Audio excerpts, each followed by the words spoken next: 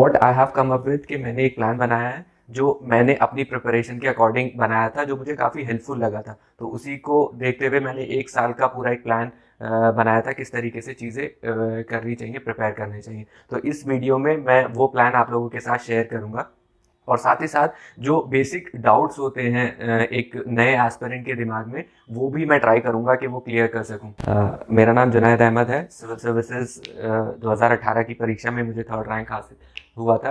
तो सबसे पहली जो एक चीज़ है एग्ज़ाम के बारे में, वो आपको समझना पड़ेगा कि एग्ज़ाम जो है यूपीएससी वो उसमें रूथलेस कंपटीशन है, ये आप सभी को पता है। तो कहीं पे भी मार्जिन ऑफ एरर जो है वो बहुत ही कम है, तो कहीं पे भी आप गलती नहीं कर सकते। तो वही चीज़ मैं आपको ट्राई कर रहा हूँ इस चीज़ में समझाने के लिए कि स्टार्टिंग में आप इस एग्ज़ाम को किस तरीके से लेके चलें और आगे कैसे प्रोसीड करना है।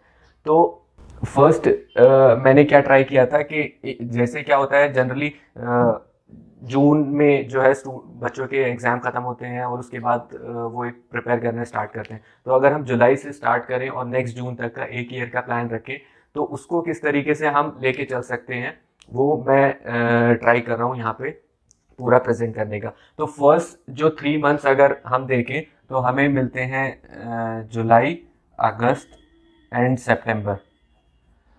तो ये आप अपने हिसाब से चेंज भी कर सकते हैं कि कोई इंसान अगर जनवरी से स्टार्ट कर रहा है तो वो जनवरी के स्टार्टिंग के 3 मंथ्स ले सकते हैं। तो अगर हम फर्स्ट देखें जुलाई में, जब आप एकदम नए आते हो, तो आई विल से कि फर्स्ट 15 डेज आपको कहीं टाइम वेस्ट नहीं करना है, आपको एग्जाम को समझना है। जितना अच्छे से आप समझेंगे उतना आपको हेल्प मिलेगा।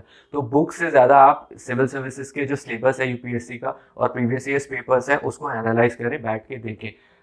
सिलेबस तो इनफैक्ट बाय हार्ट कर सकते हैं आप। मेंस का और प्रीलिम्स का सिलेबस आप देखें, उसमें कौन कौन से टॉपिक्स हैं, कहाँ कहाँ से चीज़ें पूछी जा सकती हैं। उसी तरीके से आप सारे जो प्रीवियस ईयर्स पेपर्स हैं, जो मेंस के हैं और प्रीलिम्स हैं, उसको भी एक आइडिया लगाएं। तो स्टार्टिंग में जो आपका टाइम है, जितना ज़्यादा इस चीज़ में जाएगा उतना जल्दी आपको एग्जाम की अंडरस्टैंडिंग होगी। तो आई विल सजेस्ट कि स्टार्टिंग के 15-20 दिन आप फोकस करें कंप्लीट प्रीवियस ईयर्स पेपर्स और सिलेबस के ऊपर। उसके बाद सबसे इंपॉर्टेंट जो बेसिक आपका आता है वो एनसीईआरटीज आती हैं। तो अब बच्चों को ये होता है कि एनसीईआरटीज कहाँ से स्टार्ट करनी चाहिए, 6 से स्टार्ट करनी चाहिए, 9 से स्टार्ट करनी चाहिए, 11 से स्टार्ट करनी चाहिए, 12 से स्टार्ट करनी चाहिए।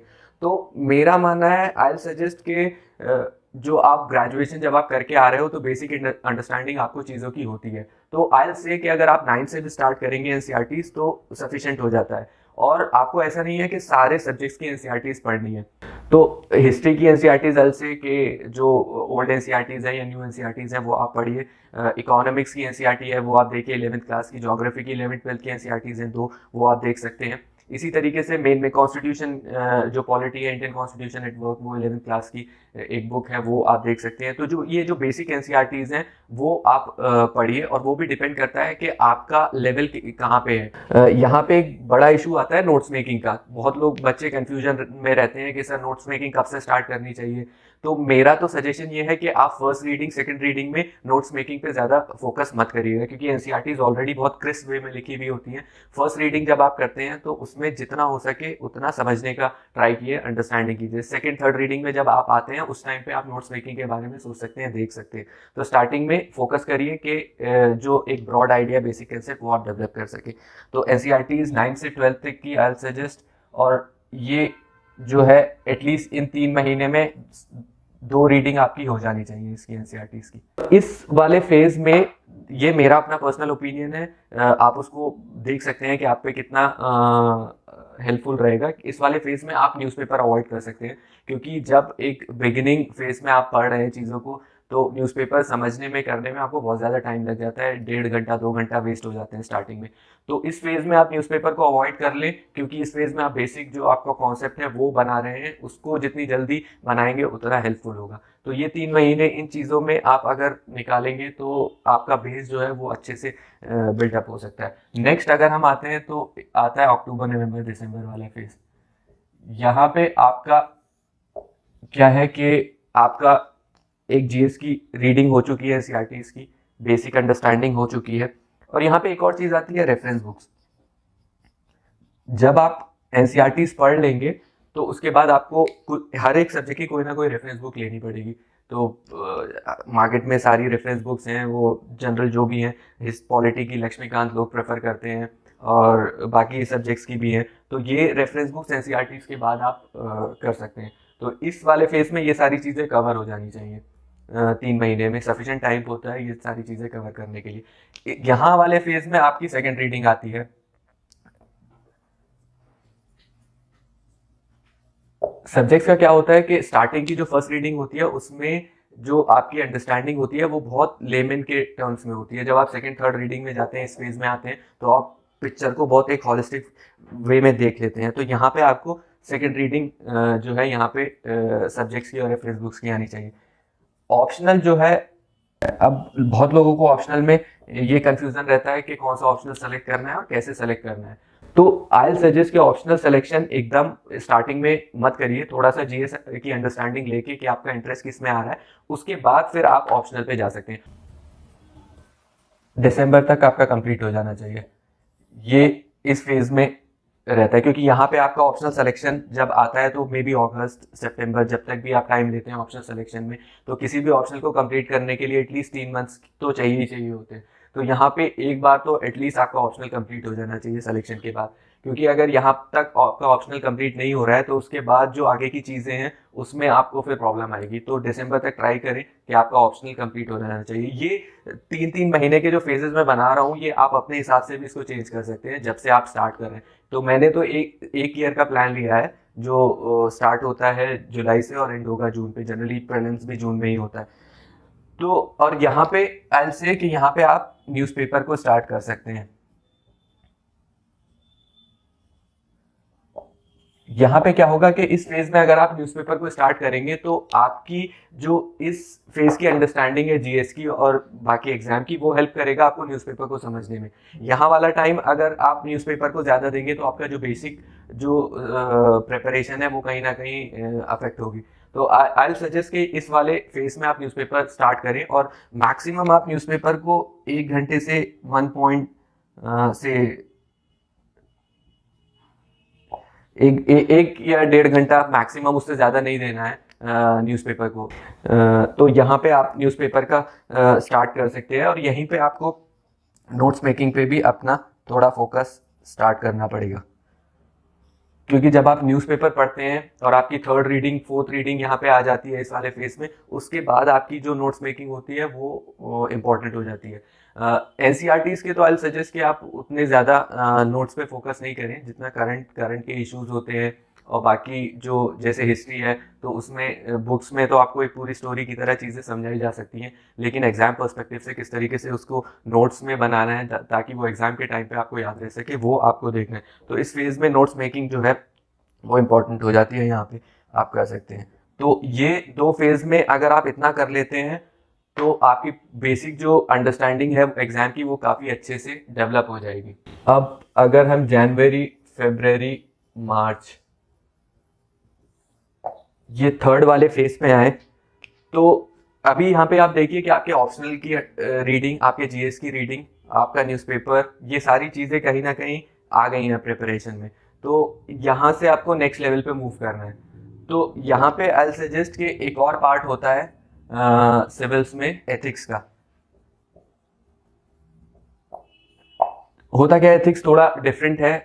जीएस की प्रिपरेशन, जीएस के सब्जेक्ट्स जो हैं वो आप इजीली समझ सकते हैं, लेकिन मुझे लगता है कि एथिक्स की अंडरस्टैंडिंग के लिए आपको इस वाले फेज को कंप्लीट करना इंपॉर्टेंट हो जाता है। क्योंकि अगर डायरेक्टली आप इस फेज में एथिक्स को पढ़ेंगे तो उसको उतने अच्छे से रिलेट नहीं कर पाएंगे। तो यहाँ पे अगर आप एथिक्स को स्टार्ट करते हैं या एथिक्स की अंडरस्टैंडिंग लेते हैं तो वो आपको काफ़ी हेल्पफुल होगा, क्योंकि आप इस चीज़ से उसको रिलेट कर पाएंगे।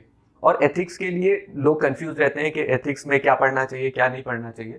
आई से कि एथिक्स में आप देखिए सिलेबस में जो डेफिनेशन टर्म्स हैं, जो चीज़ें दी हुई हैं, उसकी एक बेसिक अंडरस्टैंडिंग आपको नेट से कहीं पे भी मिल सकती है। बाकी सारा जो एथिक्स है वो प्रैक्टिकल पार्ट है कि आप उस चीज़ को कैसे रिलेट करते हैं अपने लाइफ से, अपनी चीज़ों से। तो आप न्यूज़पेपर पढ़ रहे हैं, आप ऑप्शनल पढ़ रहे हैं, आप जीएस पढ़ रहे हैं, कुछ भी पढ़ रहे हैं, आप उसको एथिक्स से रिलेट कर सकते हैं। तो यहाँ पे एथिक्स के लिए आई सजेस्ट कि कोई सेपरेट एक डिफरेंट स्टडी या डिफरेंट एक वो नहीं चाहिए। आपको सिर्फ अपना माइंड को ओपन रखना है कि किस चीज़ को एथिक्स के कौन से पार्ट से रिलेट किया जा सकता है। तो यहाँ पे आप एथिक्स की चीज़ें स्टार्ट कर सकते हैं। एक और चीज़ आती है ऐसे। ऐसे का भी वही कॉन्सेप्ट है कि ऐसे के लिए दो चीज़ें चाहिए, एक तो कंटेंट चाहिए आपके पास, दूसरा आपको चाहिए ऐसे को प्रेजेंट करना, कैसे प्रेजेंटेशन। तो कंटेंट जब तक आपके पास नहीं है तब तक ऐसे आप प्रॉपरली नहीं लिख पाएंगे। तो यहाँ पे इस फेज तक आपके पास अच्छा खासा कंटेंट तैयार हो जाता है, तो यहाँ पे आपको ऐसे में भी काफ़ी हेल्प मिल जाएगी। आपको ये चीज़ ध्यान में रखनी होगी कि सिविल जो एग्ज़ाम है उसमें कंपटीशन इतना ज़्यादा है कि आपको स्टैंड आउट करना पड़ेगा दूसरे लोगों से। तो उसके लिए आपको ऐसे, एथिक्स, ऑप्शनल, ये ऐसी चीज़ें हैं जहाँ पे आप मार्क्स स्कोर कर सकते हैं और आप थोड़ा सा डिफरेंट देख सकते हैं एग्जामिनर को। तो वो किस तरीके से की जा सकती है, किस तरीके से हो सकता है, उसमें हम एक सेपरेट वीडियो बनाएंगे, उस चीज़ को हम लोग देख सकते हैं।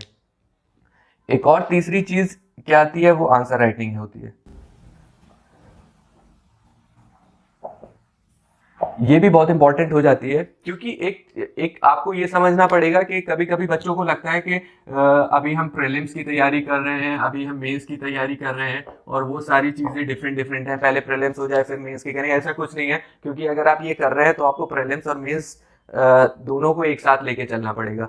और अगर आप राइटिंग में अच्छे से प्रैक्टिस नहीं कर पाएंगे तो प्रीलिम्स के बाद आपको उतना टाइम नहीं मिलेगा कि अपनी राइटिंग को इम्प्रूव कर पाए।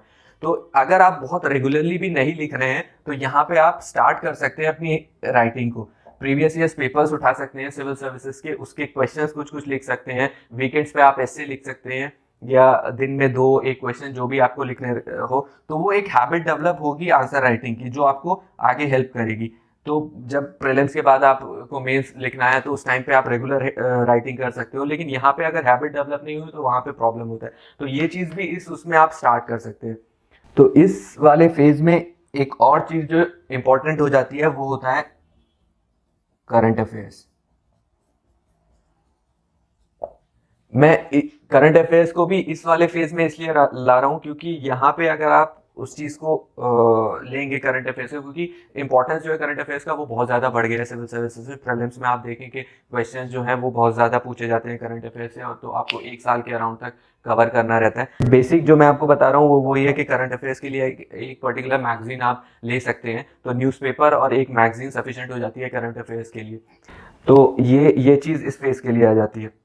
और ये तीनों फेज में एक इम्पॉर्टेंट चीज़, मैं वही चीज़ डिस्कस करना चाह रहा था कि रिसोर्सेज जो हैं आप उसको जितना कंसाइज करेंगे उतना हेल्पफुल रहेगा। मार्केट में इधर उधर आपको बहुत सारे जो है कंटेंट मिलेगा, बहुत सारी बुकलेट्स मिलेंगी, वीडियोस मिलेंगी। आप जितना अपने आप को कंसाइज करेंगे उतना हेल्पफुल होगा। आप एक बुक पढ़ें, उसको बार बार रिवाइज करें, तभी वो रिटेन रह पाएगा। ऐसे ही करंट अफेयर्स का आपके पास मल्टीपल जो है वो बुकलेट्स होंगी, मल्टीपल मैगजीन्स होंगी, लेकिन अगर आप एक एक रीडिंग सबको देने लगे तो कुछ भी याद नहीं रहेगा। तो एक लीजिए, कोई सी भी मैगजीन लेनी है, इक्वली गुड है सारी मैगजीन्स, और उनको बार बार रिवाइज कीजिए। तो ये थर्ड फेज का मैंने बनाया था। ये सारी चीज़ें मेरे जो मैंने 4-5 साल प्रिपरेशन की है उसमें मैंने देखा कि कहाँ कहाँ पे इशू आते हैं और कहाँ कहाँ पे टाइम वेस्ट होता है, उसको मैंने कंसिडर करके कि जो नया बच्चा आ रहा है उसको प्रॉब्लम ना हो स्टार्टिंग में, उसके हिसाब से ये चीज़ बनाई है। बाकी आप इसको मॉडिफाई कर सकते हैं अपने हिसाब से देखने के लिए।